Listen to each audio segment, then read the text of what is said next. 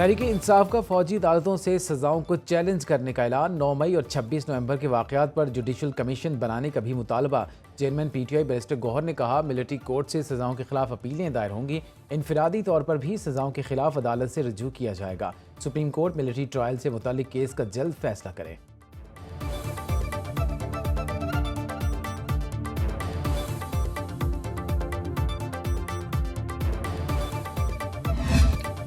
9 مئی کے master mind اور منصوبہ سازوں کو بھی سزا ملنی چاہیے سانحہ 9 مئی کے مجرموں کو شواہد کی بنیاد پر سزائیں سنائی گئیں وزیر اطلاعات عطا تارڑ کہتے ہیں فوجی عدالتوں میں شفاف ٹرائل ہوا سزا پانے والے تمام مجرم توڑ پھوڑ میں ملوث پائے گئے ملٹری کورٹ کا ایکٹ پارلیمنٹ نے پاس کیا مجرموں کو ٹرائل کے دوران تمام بنیادی حقوق دیے گئے عالمی سطح پر کسی قانون کی پامالی نہیں ہوئی کوئی چیز ماورائے آئین نہیں ہوئی مجرموں کو اپیل کا حق حاصل ہے اب ملک میں آئین و قانون کی بالادستی ہوگی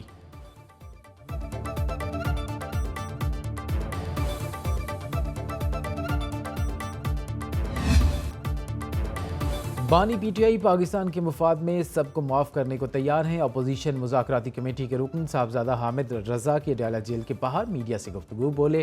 ہم 31 جنوری تک مذاکرات کو منطقی انجام تک پہنچانا چاہتے ہیں صاحبزادہ حامد رضا کا 9 مئی پر سپریم کورٹ کے 3 سینئر ترین ججز پر مشتمل جوڈیشل کمیشن بنانے کا مطالبہ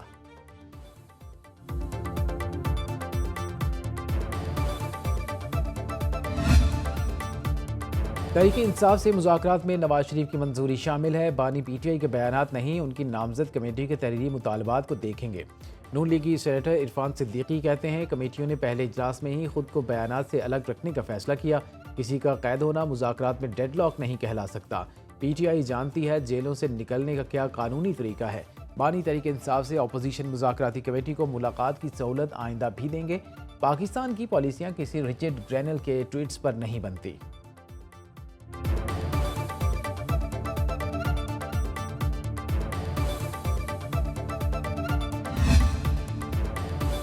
بانی پی ٹی آئی کے بدلے عافیہ صدیقی کی رہائی کی کوئی تجویز زیر غور نہیں پاکستان اور امریکہ تمام معاملات اور باہمی تحفظات کے معاملات پر رابطے میں ہے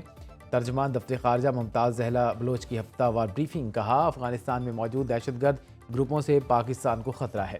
پاکستان نے ٹھوس شواہد کی بنیاد پر آپریشن بیسڈ کارروائی کی بارڈر پر مسائل کے باوجود افغان حکام سے رابطے میں ہے بھارت میں قید پاکستانی شہری فہد کی رہائی پر کام کر رہے ہیں پاکستان اپنے قانونی نظام اور عالمی قوانین کے تحت انسانی حقوق کی بالادستی جاری رکھے گا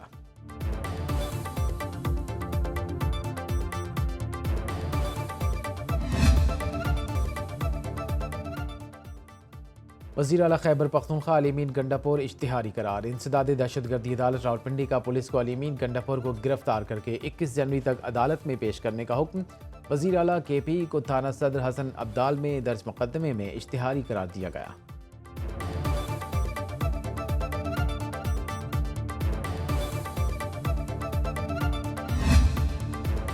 نئے سال کی آمد سے پہلے ہی شہر قائد میں انتظامیہ کے اقدامات کراچی میں 31 دسمبر سے 1 جنوری تک دفعہ 144 نافذ کر دی گئی نوٹیفیکیشن کے مطابق ہوائی فائرنگ اور آتش بازی پر پابندی عائد خلاف ورزی پر سخت کارروائی کی جائے گی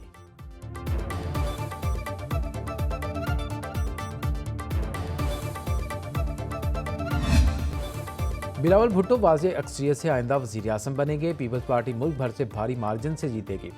وزیر اعلیٰ سندھ مراد علی شاہ کی میڈیا سے گفتگو کہا بلاول بھٹو نے وفاق میں سندھ کے حقوق کی بات کی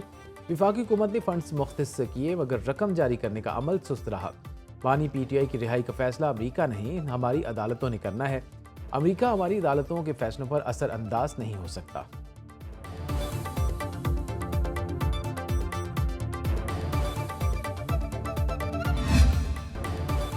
پاک چین دوستی نئی بلندیوں کو چھو رہی ہے وزیر اعظم شہباز شریف کا اسلام آباد میں تقریب سے خطاب بولے قائد اعظم محمد علی جناح رحمۃ اللہ علیہ نے نئی اسلامی مملکت پاکستان کی بنیاد رکھی چیئرمین ماؤ کا جدید چین کی بنیاد رکھنے میں کلیدی کردار ہے شہباز شریف کی اسلام آباد میں قائد اعظم اور ماؤ زیدونگ کے مجسموں کی نقاب گشائی تقریب میں شرکت وزیر اعظم سے ممتاز چینی آرٹسٹ و مجسمہ ساز ماسٹر یو آن شیکوم کی ملاقات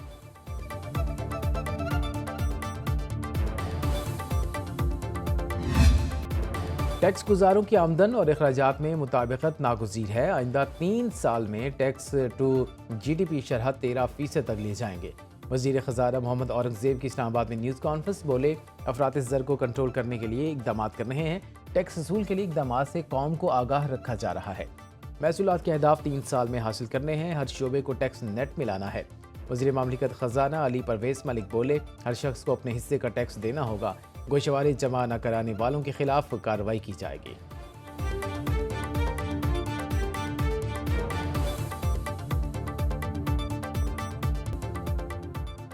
نان فائلر گاڑی اور جائیداد کی خرید و فروخت نہیں کر سکے گا، سینیٹر قائمہ کمیٹی خزانہ نے ٹیکس قوانین ترمیمی بل 2024 کی منظوری دے دی۔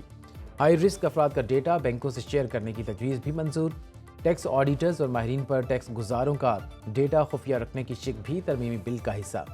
Chairman F B R Rashid Mahmood Langrial کہتے ہیں ہمارا ہدف زیادہ قابل ٹیکس آمدن رکھنے والا 5% طبقہ ہے،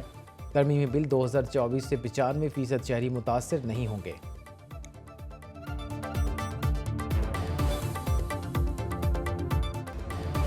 غیر ملکی ادائیگیوں کا دباؤ، روپے کی قدر مستحکم رکھنے کے لیے کرنسی مارکیٹ آپریشن،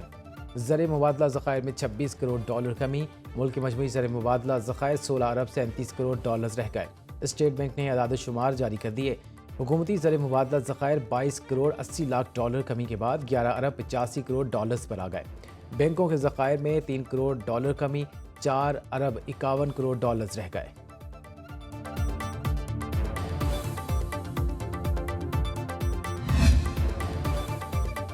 پاکستان کا پہلا تجرباتی اسموک ٹاور لاہور میں نصب، لاہور کے علاقے محمود بوٹھی میں ٹاور کی تنصیب سے پہلے لیب ٹیسٹ کیے گئے۔ ڈی جی ماحولیات کے مطابق اسموک ٹاور 50,000 کیوبک میٹر فی گھنٹہ رفتار سے فضا کو صاف کرے گا۔ ابتدائی طور پر چمنیوں انڈسٹریز ڈمپنگ سائٹ کی آلودگی کم کرنے کا تجربہ کیا جائے گا۔ ایئر کوالٹی مانیٹر سے فضا میں کیمیائی مادوں کی کمی کو جانچا جا سکے گا۔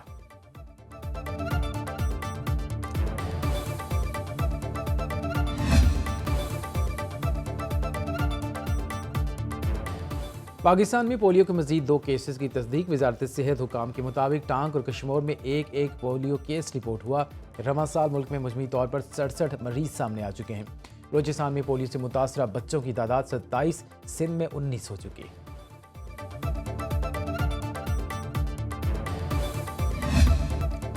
پاکستان میں پاسپورٹ بیک لاگ ختم ہو گیا، پاکستانی عوام اب جلد از جلد پاسپورٹ حاصل کر سکیں گے۔ وزیر داخلہ محسن نقوی کا امیگریشن اینڈ پاسپورٹ آفس کی افتتاحی تقریب سے خطاب، بولے ملک کے 16 شہروں میں نادرا کے دفاتر فعال ہیں۔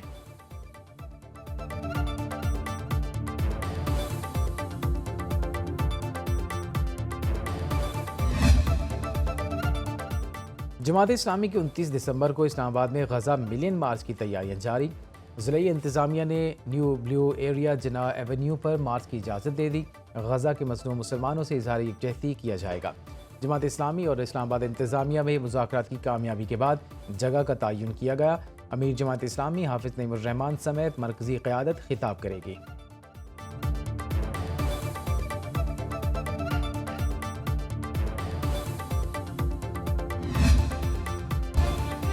سابق بھارتی وزیراعظم منموہن سنگھ 92 سال کی عمر میں چل بسے، طبیعت خراب ہونے پر دہلی کے اسپتال منتقل کیا گیا۔ 2004 سے 2014 تک بھارت کے وزیر اعظم رہے، وزیر خزانہ اور فائنانس سیکرٹری کے طور پر بھی فرائض سر انجام دیے۔